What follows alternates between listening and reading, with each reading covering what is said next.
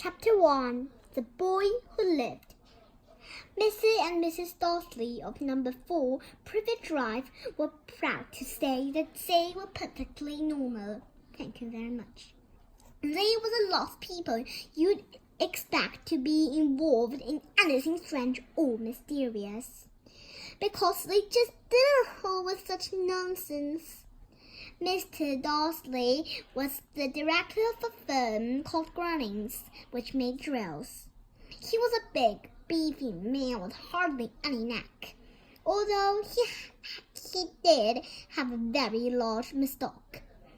Mrs. Dawsley was thin and blonde and had nearly twice the usual amount of neck, which came in very useful, as she spent so much of her time craning over garden fences, spying on the neighbors.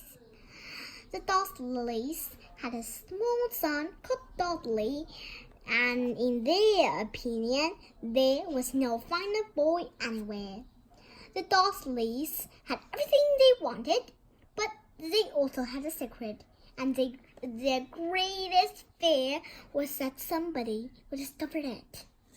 They didn't think they could bear it if anyone found out about the Porters. Mrs. Porter was Mrs. Dawsley's sister, but they hadn't met for several years. In fact, Mrs. Dawsley pretended she didn't have a sister because her sister and her good-for-nothing husband was Dawsleyish as it was possible to be. The Dawsleys shuddered to think that what the neighbors would say if the Potters arrived in the street.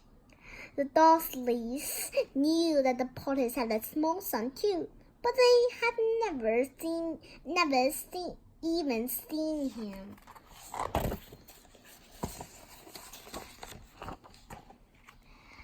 This boy was another good reason for keeping the Porters away. They didn't want Dudley mixing with a child like that. When Mr. and Mrs. Dawsley woke up on the Dow Great Tuesday, our story starts. There was nothing about the cloudy sky outside to suggest that strange and mysterious things would soon be happening all over the country. Mr.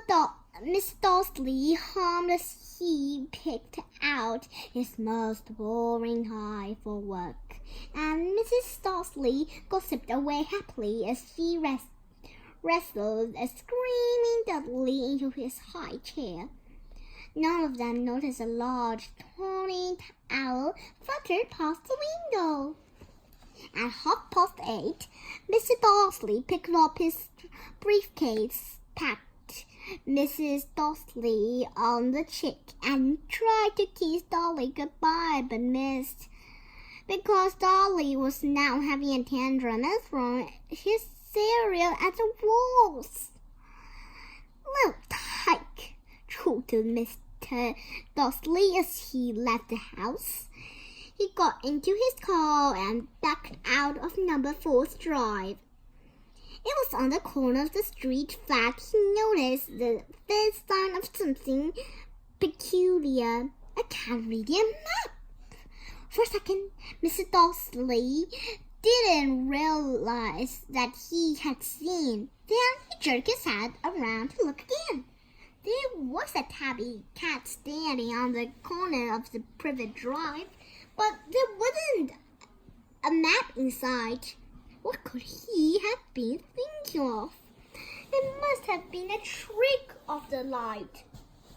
Mr. Dawsley blinked and stared at the cat and stared back. As Mr. Dawsley drove around the corner and up the road, he watched the cat in his mirror. It was now reading a sign that said Privet Drive. No, looking at the sign, cats couldn't read maps or signs. Mr. Dawsley gave himself a little shake and put the cat out of his mind. As he drove towards the town, he He thought of nothing except a large order of drills he was hoping to get that day. But on the edge of town, drills were driven out of his mind by something else. As he sat in the usual morning traffic jam, he couldn't help noticing that there seemed to be a lot of strangely dressed people about. People in cloaks. Mr. Darcy couldn't bear people who dressed in funny clothes. The get-ups you saw on young people. He'd supposed this was some stupid new fashion. He drummed his fingers on the steering wheel and his eyes fell on a huddle of these weirders standing quite close by. They were whispering excitedly together. Mr. Darcy was enraged to see that a couple of them weren't young at all. Why, that man had to be older than he was and wearing an emerald green cloak. The nerve of him! But then it struck Mr. Darcy that this was probably some silly stunt. These people were obviously collecting for something. Yes, that would be it. The traffic moved on. And a few minutes later, Mr. Darcy arrived in the Grunnings car park, his mind back on drills. Mr. Darcy always sat with his back to the window in his office on the 9th floor. If he hadn't, he might have found it harder to concentrate on drills that morning. He didn't see the owls swooping past in broad daylight. The people down in the street did.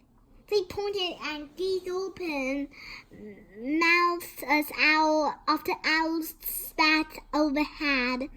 Most of them had never seen an owl even at night time. Mr. Darcy, however, had a perfectly normal owl-free morning. He yelled at 5 different people. He made several important telephone calls and shouted a bit more. He was in a very good mood until lunchtime, when he thought he'd stretch his legs and walk across the road to buy himself a bun from the baker's opposite.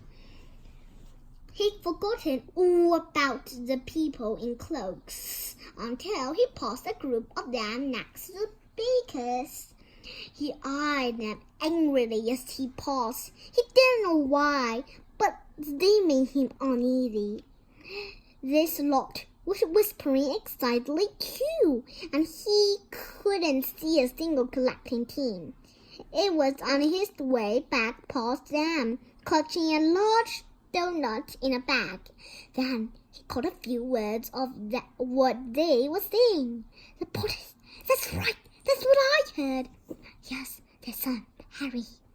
Mrs. Darcy stopped Dad.